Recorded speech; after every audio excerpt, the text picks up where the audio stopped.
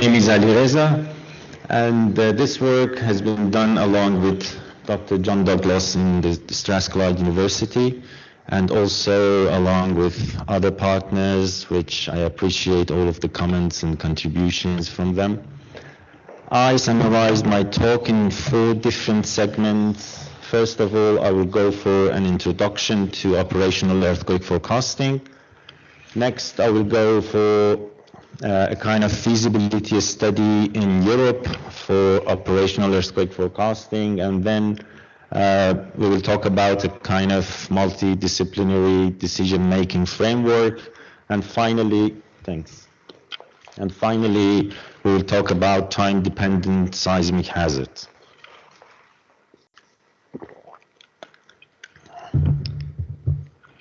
As an introduction to operational earthquake forecasting, I would say it's a kind of time-dependent hazard which has recently emerged in the past 20 years. And it shows that the changes in probability can increase sometimes up to 1,000 times rather than the background seismicity that we're used to use. These heightened hazard situations may last for a few days or a few months. However, the probability will remain low, usually less than 10%. This operational earthquake forecasting mainly uses the concept of time-dependent hazard analysis, which aims to improve preparedness and mitigation of risk.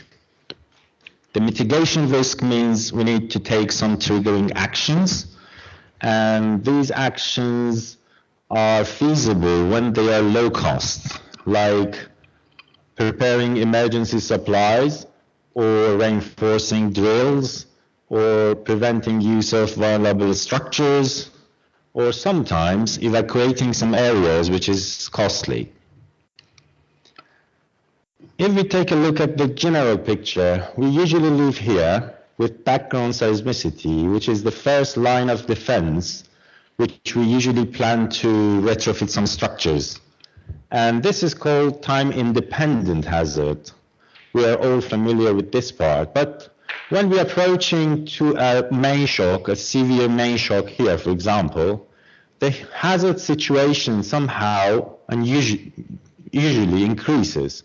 And also in the aftershock sequence, which is in this part, when we have some aftershocks might be severe.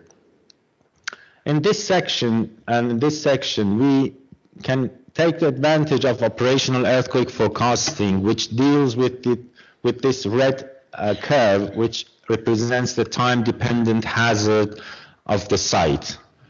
Before the origin time of the main shock, it's useful for decision makers which aim to improve the preparedness and mitigation. But after the main shock, it's useful for the first responders. As the first step, we have done a feasibility study in Europe to see how cost beneficial is these kind of actions. As you see here, if the triggering action is low cost enough, like it's for loss over cost equal to 1,000, which means the triggering action is relatively cheap, it's beneficial in most parts of the Europe. However, if it gets expensive, like this one, loss over cost is 10, it's only beneficial in some areas with high seismicity. However, if the increase in hazard high enough in areas of moderate seismicity, then we can expect that these kind of actions would be beneficial in those areas as well. These kind of results, along with other 96 maps, are presented in a paper in Natural Hazard. And you can see some more details there. As the next step, we took this advantage of cost-benefit analysis and combined it with a very recent development from our colleagues in UCL, Dr. Kremen and Dr. Glasso, to come up with some multi-criteria decision-making support system to create a matrix of impact and normalize it, weight it, make some calculation, and come up with some sort of parameter which is called closeness value, which represents the similarity of the best possible action or solution, which could be used to future applications to determine which OEF mitigation actions are recommended or not, as the longer time frame allows for more thorough decision making. As an example, we have tried some hypothetical examples. For example, here we see boxing, the case of boxing falling in a warehouse, which has been reported in many past earthquakes around the globe. We have assumed 4 different actions, like no action, moving boxes to the floor, securing boxes to the shelves, moving boxes to the storage, along with some other assumptions which needed in this framework. And then we have compared different triggering actions to see which one is more superior than the others. As you see here, the vertical axis is the C value, which is the closeness value, which shows which one is better, which triggering action is better, versus the PGA threshold, which shows the intensity of the possible earthquake. And you will see, for example, in this case, the moving boxes to storage is always superior action rather than the other actions. However, since this method was comparing all the different actions relatively together, we mixed it with some kind of cost-benefit analysis, which is described earlier, to see if it is still beneficial in terms of monetary value. And we came up with some kind of graphical representation of combining these 2 data to represent this superior moving boxes to the storage action, how this is cost beneficial in different areas of intensity measure of the earthquake.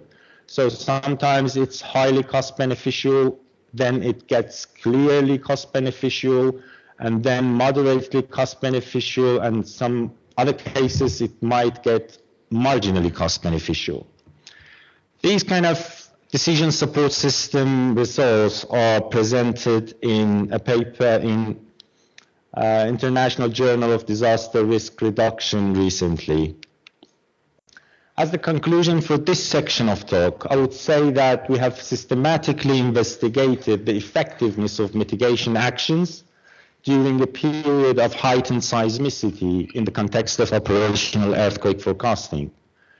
We have studied 3 different hypothetical cases, which were boxes falling in a warehouse, secondary system falling from a building. This was the case that yesterday one of the speakers were talking about. Earthquake drills and evacuation for community. And all the results show that the mitigation actions are beneficial if damage is caused by low shaking levels and when the actions are cheap enough and can mitigate a significant portion of the underlying risk. And this developed approach apparently can be used to adapt to various contexts for various stakeholders. As the next step in this talk, I will move forward the time-dependent probabilistic seismic hazard analysis.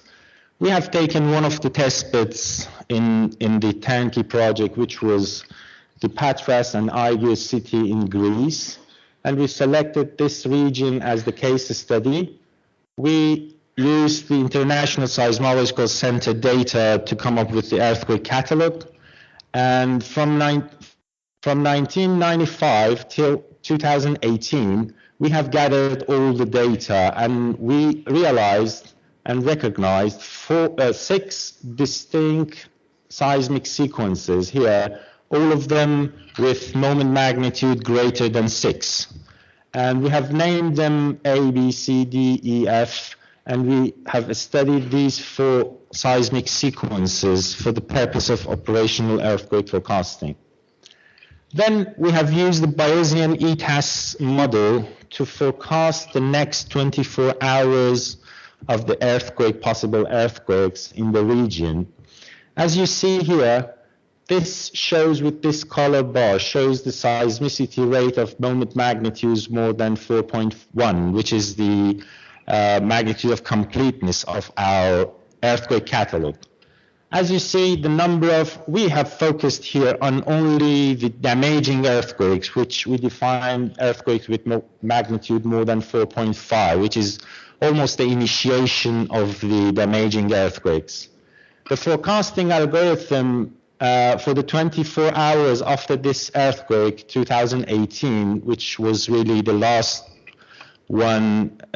big one in the region, the forecasting algorithm forecast 20, 24, 35 number of earthquakes with magnitude more than 4.5.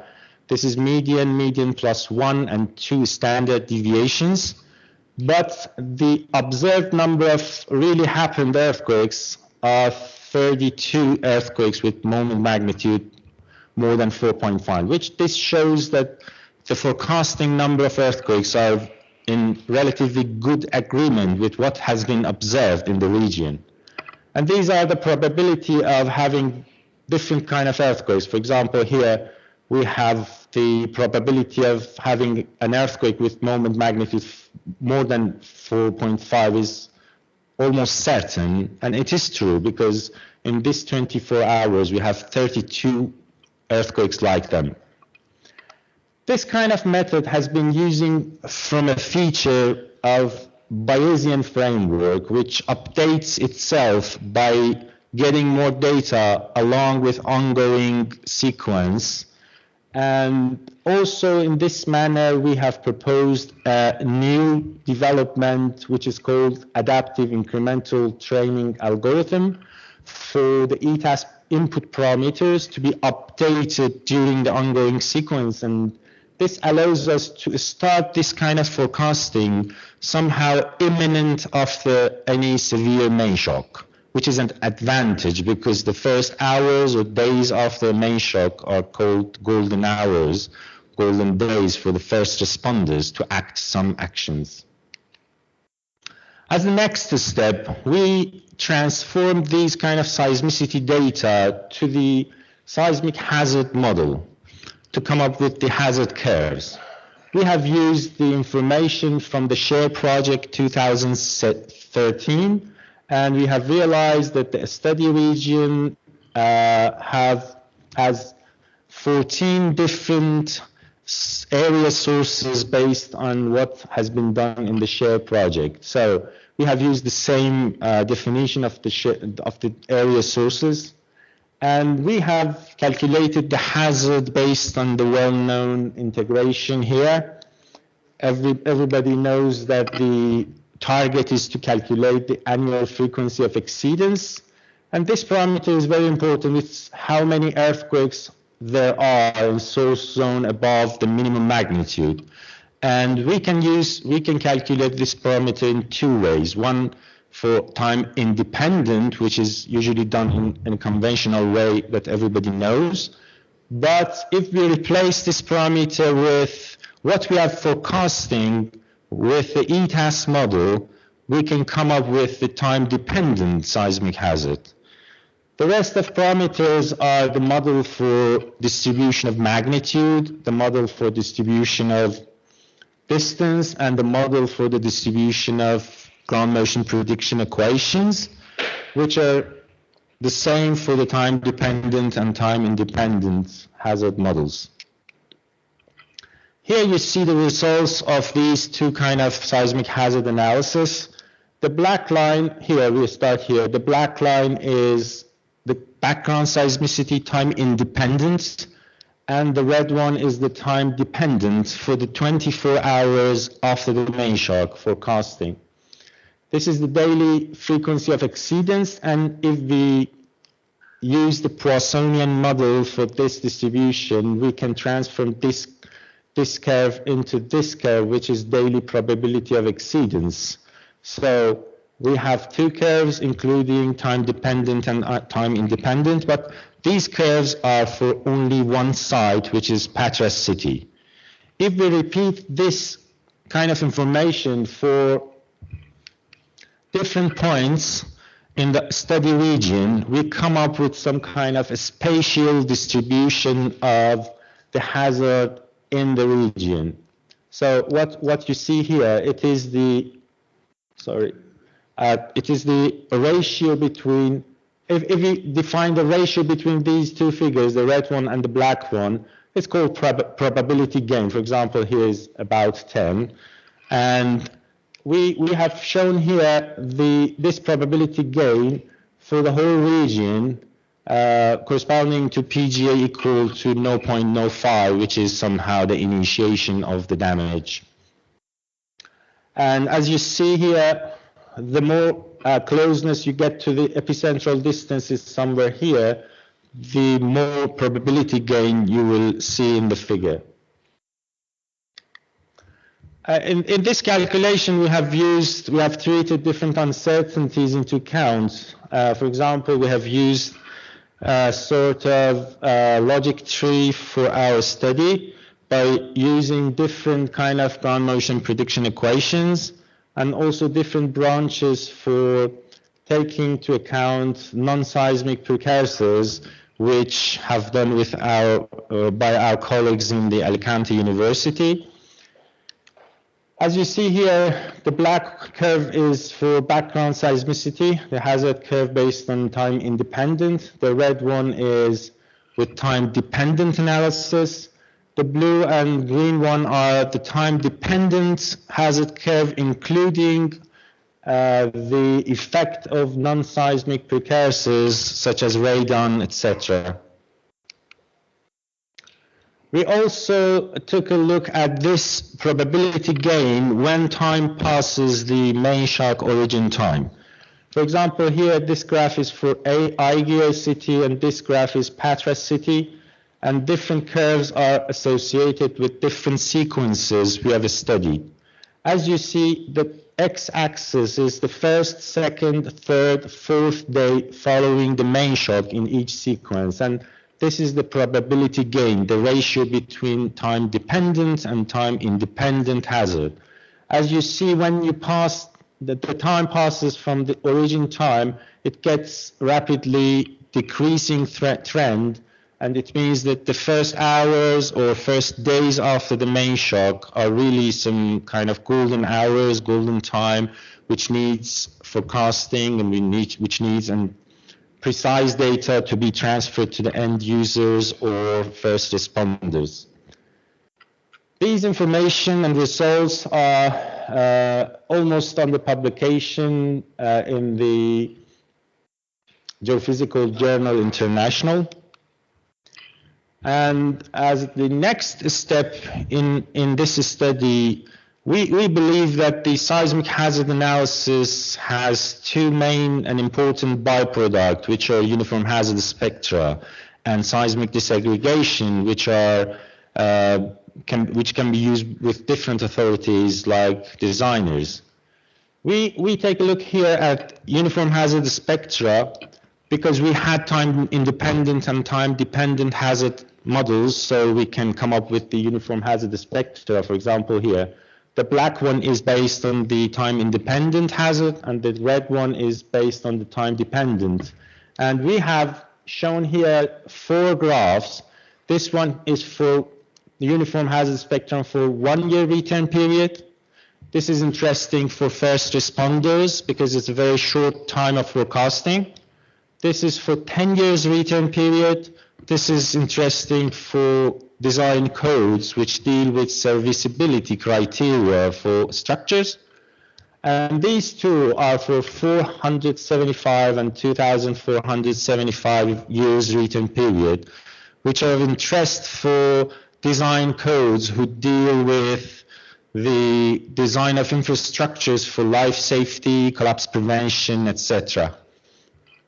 As you see, the difference between the time-dependent and time-independent UHS curves are more significant in the short time interval of forecasting.